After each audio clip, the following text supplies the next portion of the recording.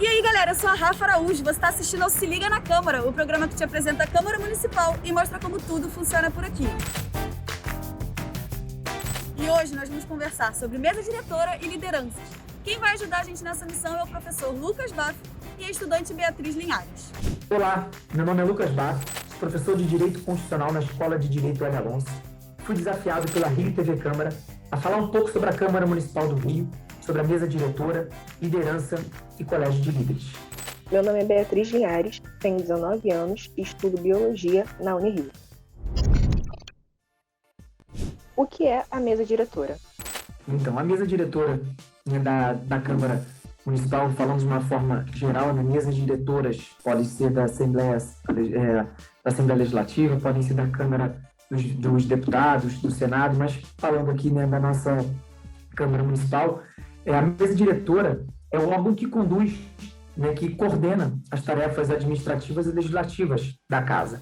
Então, em outras palavras, é quem controla tudo em matéria legislativa e administrativa, além de executar algumas deliberações aprovadas pelo plenário.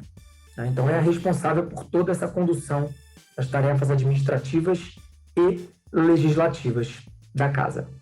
Como funcionam as eleições para a mesa diretora? Eles são eleitos pelos próprios pares. Então, hoje nós temos a nossa mesa diretora, ela é composta por 5 vereadores e 2 suplentes. De que forma? A gente tem o presidente, tem o primeiro vice-presidente, o segundo vice-presidente, o primeiro secretário e o segundo secretário. E, além disso, com eles são eleitos 2 suplentes. Em relação às eleições, eles tomam posse em 1º de janeiro. Então, eles são eleitos no ano, e tomam posse em 1º de janeiro do primeiro ano da legislatura, que a gente chama. Legislatura é esse período de 4 anos do mandato deles. Então, no primeiro ano desse período, em 1º de janeiro, eles realizam a eleição, que dura 2 anos.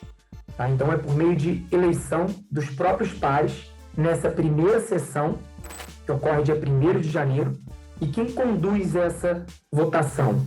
O vereador mais votado. Então, o vereador mais votado, ele é o que conduz a sessão que visa a eleição da mesa diretora, dentre outras coisas, como a posse de todos os demais colegas e tudo mais. Então, esse é o procedimento para a eleição da mesa diretora aqui no nosso município. Eu gostaria de saber também como é feita a questão da liderança na mesa diretora. É importante a gente contextualizar, para aquele que está nos ouvindo, possa entender um pouco melhor esse contexto. Porque nessa relação entre o Poder Executivo e o Poder Legislativo, que a gente chama de governo de coalizão, que no âmbito federal a gente fala muito em presidencialismo de coalizão, mas é a mesma lógica aqui também no âmbito municipal. Os partidos políticos e os seus líderes, eles se tornaram peças-chave no diálogo e na condução desses trabalhos legislativos. Então, o líder é quando você tem um vereador que fala em nome de uma bancada, do partido político ou do bloco parlamentar. E, além disso, ele é um intermediário oficial desse partido ou bloco em relação a todos os órgãos da Câmara. Ele atua diretamente junto à mesa diretora. Então, essa liderança ela é escolhida pela maioria dos próprios componentes do partido político, naquela casa, ou do bloco parlamentar.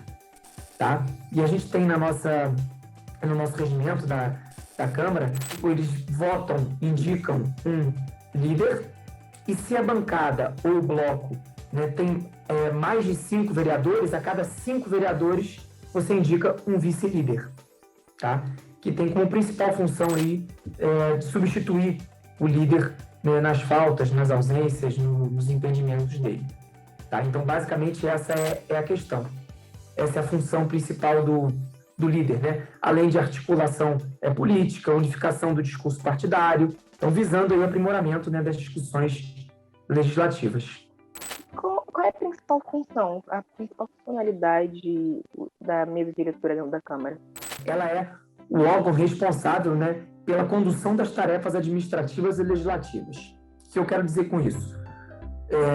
O que vai ser incluído em pauta, o que vai ser retirado em pauta, o que vai ser votado, quem dá a palavra ao vereador, por exemplo, quando ele vai falar, os requerimentos formulados pelos vereadores para a casa são todos, né, respondidos pela mesa, especialmente concentrados no presidente, tá? Mas aí quando a gente pega, né, a função de cada um deles, a gente tem lá no regimento as distinções e as funções do presidente. Então, o presidente, ele é mais responsável, podemos dizer assim, pela condução legislativa dos trabalhos, né? Ao passo que o primeiro secretário, ele já é o responsável pela coordenação geral da administração da Câmara, né? Que inclui, por exemplo, como grande função, o primeiro secretário trabalha questões envolvendo o pessoal. Então, requerimentos relativos a gratificações adicionais, auxílio-doença, alguma licença, enfim, e por aí vai. Então, basicamente, na estrutura da mesa, né, as funções do presidente estão mais concentradas com a questão legislativa, mais concentradas nas questões legislativas, tá? Então, ele promulga resoluções, decretos legislativos, ele representa a Câmara Municipal em juízo ou fora em qualquer outra repartição, né? Quem representa, quem exerce, quem substitui o Poder Executivo, por exemplo, o prefeito ou vice-prefeito, no caso de impossibilidade, né, é o presidente da mesa. Né? Então, basicamente, a gente tem essa divisão aí, em que você tem o presidente atuando mais nas funções legislativas, tem algumas administrativas, sim, mas mais focado na questão legislativa. Então, é ele que convoca a sessão, ele abre, ele suspende, né? Ele transmite ao plenário o que ele entende que é pertinente, ele concede, ele nega a palavra, né, aos vereadores dentro dos limites do regimento. Quando você vai fazer uma emenda a um projeto, é ao presidente que você dirige, tá? Então, basicamente, essas são as funções. E quando a gente fala da mesa diretora, né, em relação ao secretário, ao primeiro secretário, né, como eu falei, ele é mais responsável pela coordenação da administração da Câmara, mais ligado a despesa, pessoal e por aí vai. Tá? Aí você tem o segundo secretário, que é aquele que substitui o primeiro secretário. Mas as funções estão concentradas no primeiro secretário, funções administrativas.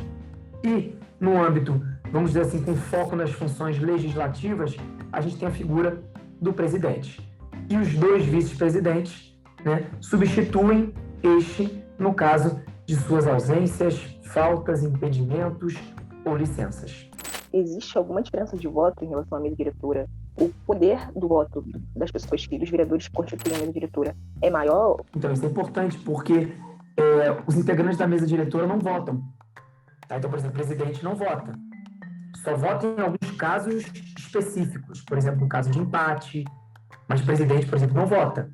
Tá? Ele não está ali para, digamos assim, é como se ele abrisse mão do papel dele, né, como vereador no que diz respeito à votação, para poder se candidatar e integrar uma mesa diretora. Então, quando eleito, né, uma das principais diferenças entre o presidente, por exemplo, e os demais vereadores é que o presidente não vota, só vota nos casos autorizados pelo regimento.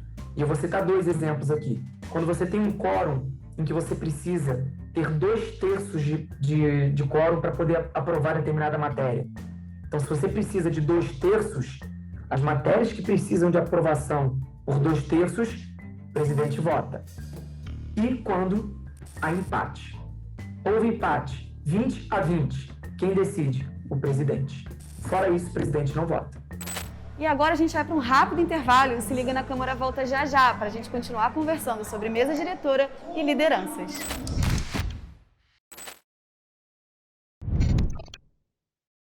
E o Se Liga na Câmara tá de volta e agora eu quero te fazer um convite. Vai lá nas nossas redes sociais, @Câmara Rio, e diz o que você ainda tem dúvida sobre a Câmara dos Vereadores. A gente vai te responder aqui no programa. E agora você continua com mais bate-papo entre a Beatriz e o Lucas. Existe um tempo limite de mandato para essa mesa diretora? Isso, então, eles são eleitos, né, em 1º de janeiro, no primeiro ano, né, da legislatura, que é o período de 4 anos. Então, eles são eleitos para 2 anos. Tá? O mandato da mesa diretora é de 2 anos. Tá? E aí, depois desse período, ou seja, no 3º ano, no início do terceiro ano, eles fazem uma nova eleição. Tá? E esses membros, eles podem ser reconduzidos novamente, eleitos novamente para continuarem na mesa diretora. Tá? Então, essa é uma peculiaridade aqui, né, do nosso município. Não era assim. Tá? Então, em 94, se não me engano, isso foi alterado. Então, eles podem ser reeleitos, né, no caso. Ser reeleitos para a mesa diretora. No município do Rio de Janeiro, sim. Por que eu estou dando essa ênfase? Porque no âmbito federal não pode. Para o mesmo cargo, não pode. Lá no artigo 57, ela dá a recondução para o mesmo cargo.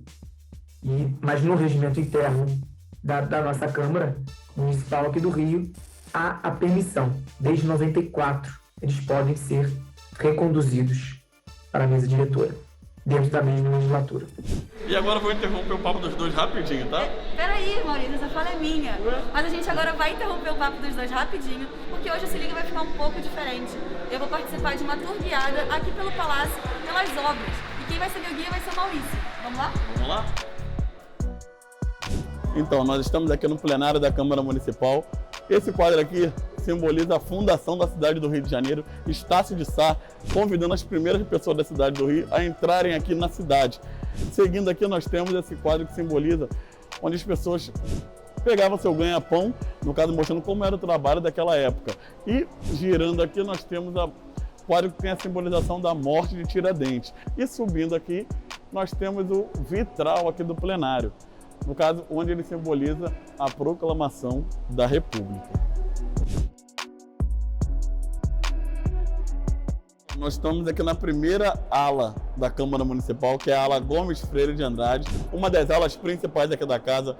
Gomes Freire de Andrade, ex-senhor da pintura, primeiro governador aqui da cidade do Rio de Janeiro, governou por 30 anos a nossa cidade e ganhou uma homenagem no nome principal aqui da primeira ala aqui da casa. Aqui, esse quadro aqui da parte do saguão aqui da Câmara Municipal é o quadro que simboliza a Lei Sexagenária. O que era essa lei? A lei que libertou os escravos a partir dos 60 anos. Sendo que essa lei era meio que irônica. Por quê? Porque os escravos na época não passavam de 30, 20 e poucos anos, então nunca seriam libertados. Anos mais tarde, sim, foi feita a Lei Áurea, que aí sim libertou todos os escravos daquela época. Outro quadro aqui no saguão, nós temos aquele lá, que no caso simboliza a primeira missa realizada aqui na cidade do Rio de Janeiro. Missa realizada pelo Frei Henrique, e ao centro nós temos Estácio de Sá também, que logo em seguida recebeu as pessoas aqui na nossa cidade do Rio de Janeiro. Então, nós estamos aqui na segunda ala do Palácio, que é a ala José Bonifácio. Esse da pintura José Bonifácio com a primeira bandeira do nosso país nas mãos. O quadro simboliza a fundação da pátria brasileira, onde mostra o negro, o índio e o branco na mesma imagem.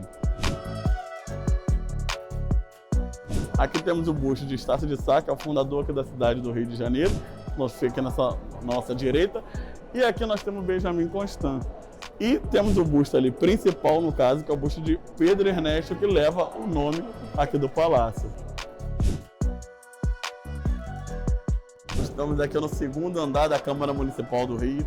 Temos aqui o quadro principal da casa e o maior quadro da casa também, que é o quadro que simboliza, no caso, uma disputa entre as mulheres. Ao centro, no caso, a mulher que está ali sentada, ela venceu. Só que não tem um nome específico, não é uma pessoa específica.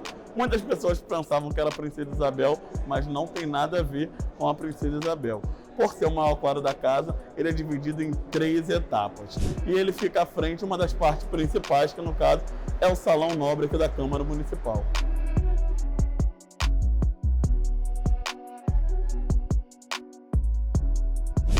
Então, aqui nós estamos na sala inglesa aqui da Câmara Municipal.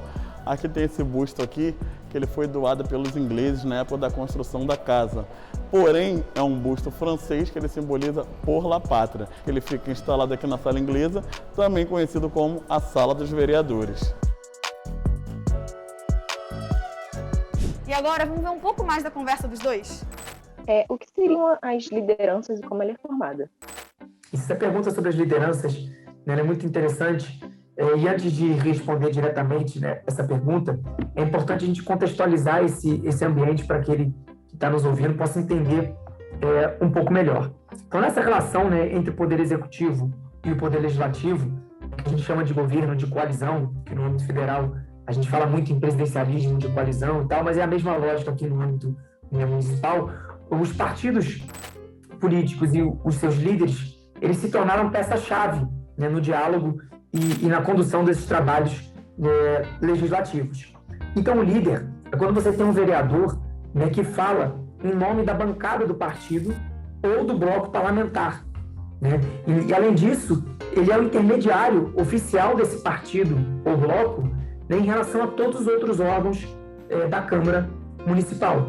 Então, essa liderança, como é que ela é escolhida? Como é que ela é formada? Né? Ela é escolhida pela maioria absoluta dos componentes da bancada daquele partido ou do bloco parlamentar, né? Então, você tem, por exemplo, partidos que se unem, certo? E formam um bloco.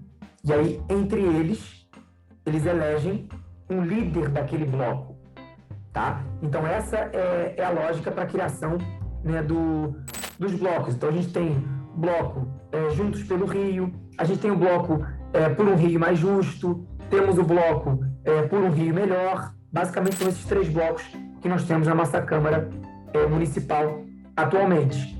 Tá? Então, existe um procedimento previsto no regimento interno para o registro desses blocos. Tá? Então, os partidos políticos podem se unir, formarem um bloco e elegerem o líder. Tá? Então, essa é basicamente a lógica, né, da criação da liderança dentro da Câmara. Tá? O que é esse colégio de líderes e como foi criado? Então, o Colégio de Líderes, né, que foi criado recentemente aqui no Rio, ele foi inspirado numa estrutura que já existe na Câmara dos Deputados, né, desde 1989.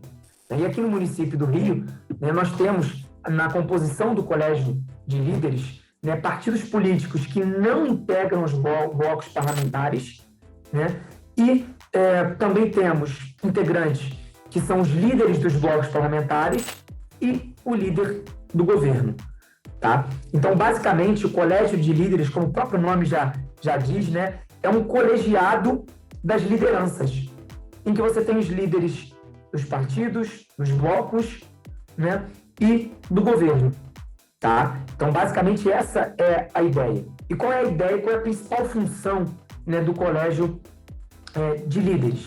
É justamente aprimorar as discussões, né, prévias de projetos importantes, né, que serão apreciados pelo plenário da Casa. E, além disso, o Colégio de Líderes ele dá voz, né, às minorias da Casa.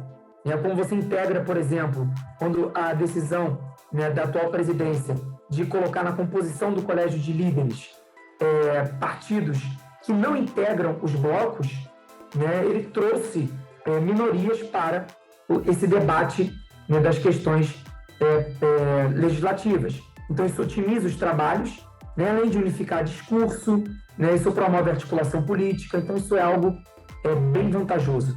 Então, aqui adotou-se, né, a composição por líderes que não integram blocos parlamentares, líderes dos blocos e líder do governo, ou seja, basicamente está todo mundo representado, né, porque os blocos parlamentares, claro, como o próprio nome sugere, né, eles são mais fortes, vamos dizer assim, politicamente. Você tem ali, às vezes, 2, 3, 4 partidos juntos. E, às vezes, determinado partido que tem poucos representantes, ele não consegue ter a voz, né, de forma igual. Então, o Colégio de Líderes favorece e dá voz, né, a esses partidos que não integram os blocos parlamentares. Você poderia explicar a importância para a sociedade desse colégio de líderes? É muito importante esse ponto, por quê? Porque o colégio de líderes, ele, como eu falei, ele tem uma função de aprimorar as discussões prévias de projetos, tá?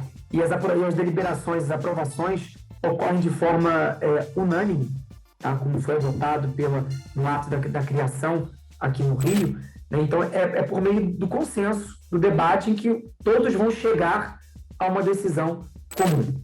Isso é importante porque, quando você tem blocos parlamentares muito fortes, então você tem, às vezes, um líder do governo muito forte, você tem blocos parlamentares muito fortes, e às vezes você tem ali minorias partidárias que às vezes têm pautas, claro, que são relevantes e que não conseguem ter o peso, ter a força para fazer isso ir adiante. Então, uma pauta X, uma pauta Y, uma demanda tal, uma outra demanda assim, isso não consegue avançar porque aquela minoria partidária não consegue apoio, não consegue voto suficiente para poder dar andamento. Então, quando você tem um colegiado de líderes, você reúne os líderes não só desse bloco mais forte, podemos dizer assim, mas você também reúne o bloco das minorias partidárias.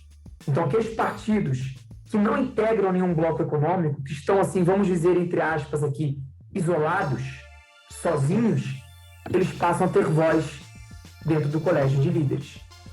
Então, eles, isoladamente, na hora da discussão, da votação de um projeto, eles acabam representando pouco, porque eles têm lá, às vezes, 1, 2 vereadores no universo de 50. Mas quando isso é levado para o colegiado de líderes, o peso deles passa a ser, digamos assim, quase igual ou igual aos outros que estão lá representados também pelos próprios líderes. Então, realmente, isso dá uma voz muito grande, né, às minorias partidárias. Muito interessante a gente ver a importância disso, né? Porque normalmente as minorias partidárias são minorias também da sociedade, né? Então, ela está ali representando, às vezes, determinado grupo consegue eleger um vereador. Aí você fala, mas um vereador não vai conseguir fazer nada. Né? É difícil? Claro que é difícil. Você tem toda uma estrutura, né? E não estou criticando isso, né? Eu, de fato, né? Se você tem um maior número que elegeu determinado vereador ou determinados vereadores que representam aquele grupo, significa que a gente tem no nosso modelo, né? Aquilo ali representa a nossa sociedade. Né? Gostando ou não, para bem ou para mal, né? A representação a Câmara dos Vereadores, a Câmara dos Deputados, a Assembleia Legislativa, é a representação do povo, porque aquelas pessoas não estão ali porque Deus escolheu ou porque alguém não, é porque o povo votou naquelas pessoas. Então, aquilo ali precisa ser respeitado, né, no que diz respeito se foi a maioria do grupo tal que fez, então esse grupo vai ter mais força. Isso é natural por causa da nossa estrutura. Mas às vezes você tem um grupo que por N outros fatores possa ter uma certa dificuldade de implementar uma demanda, de ser atendido, e você consegue, por exemplo, colocar um vereador, 2 vereadores. Esses vereadores, um deles, se eles forem de partidos diferentes, os 2, por exemplo, eles vão integrar o colégio de líderes. E eles vão ter ali, né, digamos assim, a mesma voz do líder do bloco parlamentar X, que é o maior, por exemplo, da casa. Você vai poder apresentar argumentos que sequer seriam ouvidos quando você está lá no todo sendo discutido, no plenário, por exemplo. Então, isso tem um papel importantíssimo no avanço da nossa democracia, da nossa representatividade. E o Se Liga na Câmara de hoje fica por aqui. E semana que vem a gente volta para continuar conversando sobre o Poder Legislativo e eu te mostrar mais um cantinho aqui da Câmara. Até lá!